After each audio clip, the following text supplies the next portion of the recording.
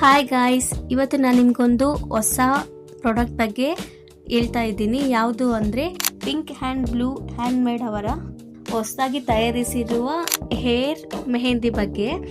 ಇದರಲ್ಲಿ ಯಾವುದೇ ಥರ ಕೆಮಿಕಲ್ ಇಲ್ಲ, ನ್ಯಾಚುರಲ್ ಇಂಗ್ರೀಡಿಯೆಂಟ್ಸಿಂದ ತಯಾರು ಮಾಡಿರೋವಂಥ ಒಂದು ಪ್ರಾಡಕ್ಟ್. ಇದರಿಂದ ಸೈಡ್ ಎಫೆಕ್ಟ್ ಏನೂ ಆಗಲ್ಲ. ಯಾರ್ದು ಹೇರ್ ಕರ್ಲಿ ಇದೆ ಅಲ್ವಾ, ಅವ್ರಿಗೆ ಸ್ಟ್ರೇಟ್ ಮಾಡಿಸ್ಕೋಬೇಕು ಅಂತ ಇಷ್ಟ ಇರುತ್ತೆ.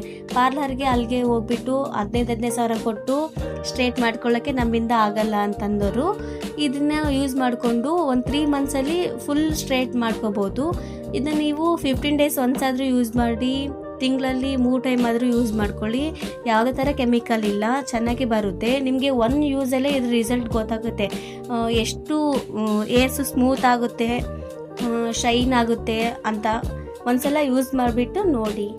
ಈ ಒಂದು ಪ್ರಾಡಕ್ಟ್ನ ಯಾವ ರೀತಿ ಯೂಸ್ ಮಾಡಬೇಕು ಅಂತ ಹೇಳ್ತೀನಿ ಕೇಳಿ.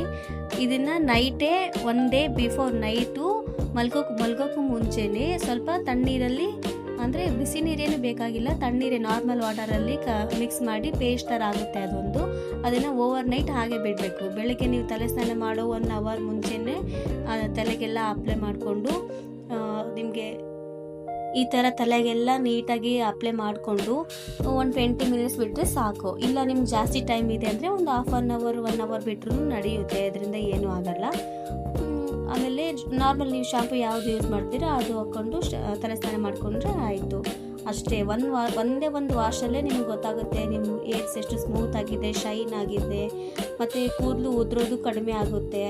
ಹಾಗೆ ಇದರಿಂದ ಹೊಸ ಹೇರ್ಸ್ ಬೆಳೆಯುತ್ತೆ, ಹೇರ್ ಗ್ರೋತ್ ಚೆನ್ನಾಗಾಗುತ್ತೆ, ಸಿಲ್ಕಿ ಆ್ಯಂಡ್ ಸಾಫ್ಟ್ ಆಗುತ್ತೆ ಕೂದಲು.